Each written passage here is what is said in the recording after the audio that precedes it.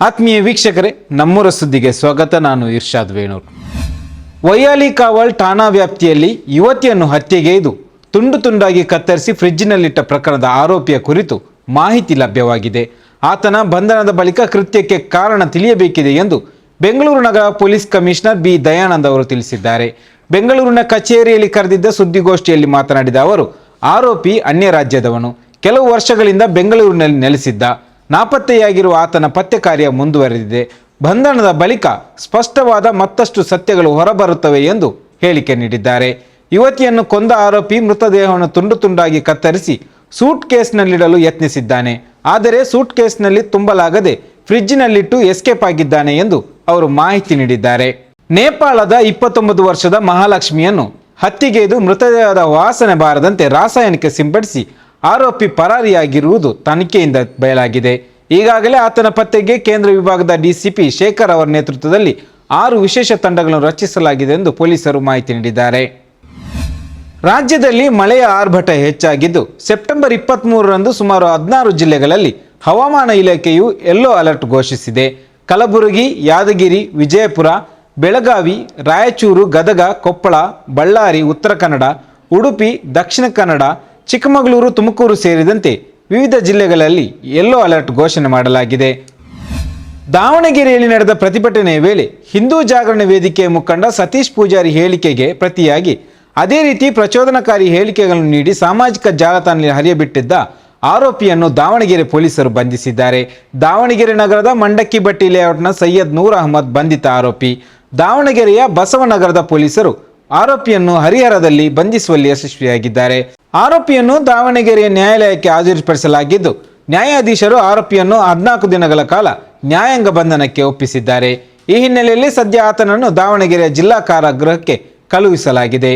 ನಾಗಮಂಗಲದಲ್ಲಿ ಗಣೇಶ ಮೂರ್ತಿ ವಿಸರ್ಜನೆ ಸಂದರ್ಭದಲ್ಲಿ ನಡೆದಿದ್ದ ಕಲ್ಲು ತೂರಾಟಕ್ಕೆ ಸಂಬಂಧಿಸಿದಂತೆ ಸಂಘ ಪರಿವಾರವು ದಾವಣಗೆರೆಯಲ್ಲಿ ಪ್ರತಿಭಟನೆ ನಡೆಸಿತ್ತು. ಈ ವೇಳೆ ಸಂಘ ಪರಿವಾರದ ಮುಖಂಡ ಸತೀಶ್ ಪೂಜಾರಿ ಪ್ರಚೋದನಕಾರಿ ಹೇಳಿಕೆಗಳನ್ನು ನೀಡಿದ್ದರು. ಇದಕ್ಕೆ ಪ್ರತಿಯಾಗಿ ಸೈಯದ್ ನೂರ್ ಅಹಮದ್ ಕೂಡ ಪ್ರಚೋದನಕಾರಿ ಹೇಳಿಕೆಗಳನ್ನು ನೀಡಿದ್ದನು. ಈ ಬಗ್ಗೆ ಪೊಲೀಸರು ದೂರು ದಾಖಲಿಸಿಕೊಂಡಿದ್ದರು. ಮೈಕ್ರೋ ಫೈನಾನ್ಸ್ಗಳ ಮೂಲಕ ಅಮಾಯಕ ಮಹಿಳೆಯರ ಹೆಸರಿನಲ್ಲಿ 1 ಕೋಟಿ ರೂಪಾಯಿಗಳು ಹೆಚ್ಚು ಸಾಲ ಪಡೆದು ತಾಯಿ ಮಗಳಿಬ್ಬರು ಹಲವು ಕುಟುಂಬಗಳನ್ನು ವಂಚಿಸಿರುವ ಘಟನೆ ಮಂಡ್ಯ ನಗರದ ಹೊಸಹಳ್ಳಿಯಲ್ಲಿ ಬೆಳಕಿಗೆ ಬಂದಿದೆ. ಮಂಡ್ಯದ ಗಾಂಧಿನಗರದ 5ನೇ ತಿರುವಿನಲ್ಲಿ ಬಾಡಿಗೆ ಮನೆಯಲ್ಲಿ ವಾಸವಿದ್ದ ವಿಜಯಮ್ಮ ಹಾಗೂ ಆಕೆಯ ಮಗಳು ದಿವ್ಯಾ ಹಲವು ಅಮಾಯಕರ ಹೆಸರಿನಲ್ಲಿ ಕೋಟಿ ರೂಪಾಯಿಗಳು ಸಾಲ ಪಡೆದು ವಂಚನೆ ಮಾಡಿದ್ದು ಈಗ ಪರಾರಿಯಾಗಿದ್ದಾರೆ. ಈಗ ತಮ್ಮ ಹೆಸರಿನಲ್ಲಿ ಸಾಲ ತೆಗೆದುಕೊಟ್ಟಿರುವ ಮಹಿಳೆಯರು ಸಾಲದ ಕಂತುಗಳನ್ನು ಕಟ್ಟಿ ತೀರಿಸುವ ಅನಿವಾರ್ಯತೆ ಎದುರಾಗಿದೆ. ಈ ಇಬ್ಬರು ಮಹಿಳೆಯರ ಮೇಲೆ ಆಕ್ರೋಶ ಹೊರಹಾಕಿದ್ದಾರೆ. ಹೊಸಹಳ್ಳಿ ವೃತ್ತದಲ್ಲಿ ವಂಚಕ ತಾಯಿ ಹಾಗೂ ಮಗಳ ಭಾವಚಿತ್ರವಿರುವ ಫ್ಲೆಕ್ಸ್ ಅನ್ನು ಅಳವಡಿಸಿರುವ ಸಂತ್ರಸ್ತರು, ನಾವು ಸಾಲದ ಕಂತುಗಳನ್ನು ಕಟ್ಟುವುದಿಲ್ಲ, ಈ ವಂಚನೆಯಲ್ಲಿ ಮೈಕ್ರೋ ಫೈನಾನ್ಸ್ ಕಂಪನಿಯ ಪ್ರತಿನಿಧಿಗಳು ಕೂಡ ಭಾಗಿಯಾಗಿದ್ದಾರೆ, ಅವರೆಲ್ಲರೂ ಸೇರಿ ನಮ್ಮನ್ನು ವಂಚಿಸಿದ್ದಾರೆ, ಹಾಗಾಗಿ ಈ ಇಬ್ಬರು ವಂಚಕಿಯನ್ನು ಹಿಡಿದು ತರುವವರೆಗೂ ಸಾಲದ ಕಂತುಗಳನ್ನು ಕಟ್ಟುವುದಿಲ್ಲ ಎಂದು ಪಟ್ಟು ಹಿಡಿದಿದ್ದಾರೆ. ಮದ್ಯ ಸೇವಿಸಿ ಕೆರೆಯಲ್ಲಿ ಈಜಲು ಹೋಗಿ ಸುಮಾರು 22 ಹರೆಯದ ಯುವಕನೊಬ್ಬ ನೀರಿನಲ್ಲಿ ಮುಳುಗಿ ಮೃತಪಟ್ಟಿರುವ ಘಟನೆ ಬೆಂಗಳೂರು ಪೂರ್ವ ಪ್ರದೇಶದಲ್ಲಿ ನಡೆದಿದೆ. ಮೃತಪಟ್ಟವರನ್ನು ನೇಪಾಳ ಮೂಲದ ಅನಿಲ್ ಎಂದು ಗುರುತಿಸಲಾಗಿದೆ. ನಗರದಲ್ಲಿ ಹೌಸ್ ಕೀಪರ್ ಆಗಿ ಈತ ಕೆಲಸ ಮಾಡುತ್ತಿದ್ದ ಎಂದು ತಿಳಿದು ಬಂದಿದೆ. ಅನಿಲ್ ನೀರಿನಲ್ಲಿ ಮುಳುಗಿ ಹೋಗುವ ದೃಶ್ಯವನ್ನು ಆತನ ಸ್ನೇಹಿತರೊಬ್ಬರು ಫೋನ್ನಲ್ಲಿ ಸೆರೆ ಹಿಡಿದಿದ್ದಾರೆ ಎನ್ನಲಾಗಿದೆ. ಸಾಮಾಜಿಕ ಮಾಧ್ಯಮದ ರೀಲ್ಗಾಗಿ ಈ ವಿಡಿಯೋವನ್ನು ಮಾಡಲಾಗಿದ್ದು, ಆದರೆ ಈ ವೇಳೆ ಅನಿಲ್ ನೀರಿನಲ್ಲಿ ಮುಳುಗಿರುವುದು ಸೆರೆಯಾಗಿದೆ. ಮಂಡ್ಯ ಜಿಲ್ಲೆಯ ನಾಗಮಂಗಲ ತಾಲೂಕು ಆದಿಚುಂಚನಗಿರಿ ಮಹಾಸಂಸ್ಥಾನ ಮಠದಲ್ಲಿ ಜಮಾತೆ ಇಸ್ಲಾಮೀನ್ ಸೀರತ್ ಅಭಿಯಾನದ ಪ್ರಯುಕ್ತ ಪ್ರವಾದಿ ಮುಹಮ್ಮದ್ ಲೇಖನ ಸಂಗ್ರಹ ಪುಸ್ತಕವನ್ನು ನಿರ್ಮಲಾನಂದ ಸ್ವಾಮೀಜಿಯವರು ಬಿಡುಗಡೆಗೊಳಿಸಿದರು.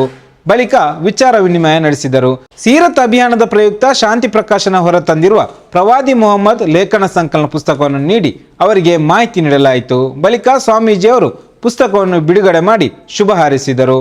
ಈ ಸಂದರ್ಭದಲ್ಲಿ ಜಮಾತೆ ಇಸ್ಲಾಮೀನ್ ಮೈಸೂರು ವಲಯ ಸಂಚಾಲಕ ಅಬ್ದುಲ್ ಸಲಾಂ ಉಪ್ಪಿನಂಗಡಿ, ಮೈಸೂರು ಸ್ಥಾನೀಯ ಉಪಾಧ್ಯಕ್ಷ ಅಸಾದುಲ್ಲಾ, ಸದಸ್ಯರಾದ ಅಬ್ದುಲ್ ವಾಹಿದ್ ಅಲಿ, ಫಯಾಜ್ ಮಲಿಕ್ ಹಾಗೂ ಪತ್ರಕರ್ತ ಮೋಹನ್ ಮೈಸೂರು ಅವರು ಉಪಸ್ಥಿತರಿದ್ದರು. 2 ಬೈಕ್ಗಳ ನಡುವೆ ಅಪಘಾತ ಸಂಭವಿಸಿದ ಪರಿಣಾಮ ಓರ್ವ ಬೈಕ್ ಸವಾರ ಮೃತಪಟ್ಟಿರುವ ಘಟನೆ ಬೆಳಗಾವಿ ಜಿಲ್ಲೆಯ ಚಿಕ್ಕೋಡಿ ತಾಲೂಕಿನಲ್ಲಿ ನಡೆದಿದೆ. ಚಿಕ್ಕೋಡಿ ತಾಲೂಕಿನ ನಾಗರಮುನ್ನೋಲಿ ಗ್ರಾಮದಲ್ಲಿ 2 ಬೈಕ್ಗಳ ನಡುವೆ ಡಿಕ್ಕಿಯಾಗಿದೆ. ಘಟನೆಯಲ್ಲಿ ಮೃತಪಟ್ಟವರನ್ನು ನಾಗರಮುನ್ನೋಲಿಯ ವೈದ್ಯ ಡಾಕ್ಟರ್ ಸಿದ್ರಾಮ್ ಚೌಗಳ ಎಂದು ಗುರುತಿಸಲಾಗಿದೆ. ಅಪಘಾತ ಸ್ಥಳಕ್ಕೆ ಹುಕ್ಕೇರಿ ಠಾಣೆಯ ಪೊಲೀಸರು ಭೇಟಿ ನೀಡಿದ್ದು ಈ ಸಂಬಂಧ ಪ್ರಕರಣ ದಾಖಲಿಸಿಕೊಂಡಿದ್ದಾರೆ. ಕರ್ನಾಟಕ ರಾಜ್ಯ ರೈತ ಸಂಘ ಹಾಗೂ ಹಸಿರು ಸೇನೆಯ ವತಿಯಿಂದ ಗದಗ ಜಿಲ್ಲಾಧಿಕಾರಿ ಕಚೇರಿ ಎದುರಿಗೆ ಕರ್ನಾಟಕ ರಾಜ್ಯ ರೈತ ಸಂಘ ಹಾಗೂ ಹಸಿರು ಸೇನೆಯ ಪದಾಧಿಕಾರಿಗಳು ಪ್ರತಿಭಟನೆ ನಡೆಸಿ ಆಕ್ರೋಶ ವ್ಯಕ್ತಪಡಿಸಿದರು. ಜಿಲ್ಲಾ ಪಂಚಾಯತ್ ಮತ್ತು ತಾಲೂಕು ಪಂಚಾಯತ್ ರಾಷ್ಟ್ರೀಯ ಗ್ರಾಮೀಣ ಜೀವನೋಪಾಯ ಯೋಜನೆ ಅಡಿಯಲ್ಲಿ ರೈತರು ಕಡಲೆ ಖರೀದಿ ಮಾಡಿ ಹಣ ನೀಡದೆ ವಂಚನೆ ಮಾಡಿದವರ ವಿರುದ್ಧ ಅನಿರ್ದಿಷ್ಟಾವಧಿ ಅಹೋರಾತ್ರಿ ಧರಣಿ ಸತ್ಯಾಗ್ರಹವನ್ನು ಜಿಲ್ಲಾಧಿಕಾರಿ ಕಚೇರಿ ಎದುರು ಹಮ್ಮಿಕೊಂಡಿದ್ದರು. ಈ ವೇಳೆ ಪ್ರತಿಭಟನೆ ನಡೆಸಿದ ರೈತರು ಈ ಸಂಬಂಧ ಕ್ರಮ ಕೈಗೊಳ್ಳುವಂತೆ ಜಿಲ್ಲಾಧಿಕಾರಿಗಳನ್ನು ಆಗ್ರಹಿಸಿದರು. ಪ್ರತಿಭಟನೆಯಲ್ಲಿ ಗದಗ ಜಿಲ್ಲೆಯ ವಿವಿಧ ಹಳ್ಳಿಗಳಿಂದ ಸಾವಿರಾರು ರೈತರು ಪಾಲ್ಗೊಂಡಿದ್ದರು. ಕೇಂದ್ರ ಮತ್ತು ರಾಜ್ಯ ಸರ್ಕಾರಗಳಿಂದ ಎಪಿಎಂಸಿ ಮತ್ತು ಭೂ ಸುಧಾರಣಾ ಕಾಯ್ದೆ ಮತ್ತು ರೈತರ ಕಾರ್ಮಿಕರ ಕಾಯ್ದೆಗಳ ತಿದ್ದುಪಡಿಗಳನ್ನು ವಿರೋಧಿಸಿ ಅಖಿಲ ಭಾರತ ಸಂಯುಕ್ತ ಕಿಸಾನ್ ಮೋರ್ಚಾ ಮತ್ತು ಜಂಟಿ ಹೋರಾಟ ಸಮಿತಿ ದಾವಣಗೆರೆ ಘಟಕದ ವತಿಯಿಂದ ಪ್ರತಿಭಟನೆ ನಡೆಸಲಾಯಿತು. ದಾವಣಗೆರೆ ನಗರದ ಜಯದೇವ ವೃತ್ತದಲ್ಲಿ ಪ್ರತಿಭಟನೆ ನಡೆಸಿದ ಹೋರಾಟಗಾರರು ರಾಜ್ಯ ಸರ್ಕಾರ ಮತ್ತು ಕೇಂದ್ರ ಸರ್ಕಾರದ ವಿರುದ್ಧ ಘೋಷಣೆಗಳನ್ನು ಕೂಗಿ ಆಕ್ರೋಶ ವ್ಯಕ್ತಪಡಿಸಿದರು. ಈ ವೇಳೆ ಮಾತನಾಡಿದ ರೈತ ಮುಖಂಡರು, ಎಪಿಎಂಸಿ ಮತ್ತು ಭೂ ಸುಧಾರಣಾ ಕಾಯ್ದೆಗಳನ್ನು ತಿದ್ದುಪಡಿ ಮಾಡಿ ಹಳೆಯ ನಿಯಮಗಳಿಗೆ ತಿಲಾಂಜಲಿ ಇಟ್ಟು ರೈತರ ಬದುಕನ್ನು ಅವರ ಸ್ವಾತಂತ್ರ್ಯವನ್ನು ಕಸಿಯುವ ಕೆಲಸವನ್ನು ಸರ್ಕಾರಗಳು ಮಾಡುತ್ತಿವೆ. ಈ ಕೂಡಲೇ ಅದನ್ನು ಹಿಂಪಡೆಯಬೇಕು ಎಂದು ಆಗ್ರಹಿಸಿದರು. ನಿಮ್ಮೂರಿನ ಇಂಥದ್ದೇ ಸುದ್ದಿಗಳನ್ನು ನೋಡಲು ಈದಿನ.com ಯೂಟ್ಯೂಬ್ ಚಾನಲ್ ಅನ್ನು ಸಬ್ಸ್ಕ್ರೈಬ್ ಮಾಡಿ. ನಮಸ್ಕಾರ. ಮತ್ತಷ್ಟು ವಿಶೇಷ ವಿಡಿಯೋಗಳನ್ನು ನೋಡಲು ಮತ್ತು ಹೊಸ ವಿಡಿಯೋಗಳ ಬಗ್ಗೆ ತಿಳಿಯಲು ಈದಿನ.com ಯೂಟ್ಯೂಬ್ ಚಾನೆಲ್ ಸಬ್ಸ್ಕ್ರೈಬ್ ಮಾಡಿ ಮತ್ತು ಬೆಲ್ ಐಕಾನ್ ಕ್ಲಿಕ್ ಮಾಡಿ.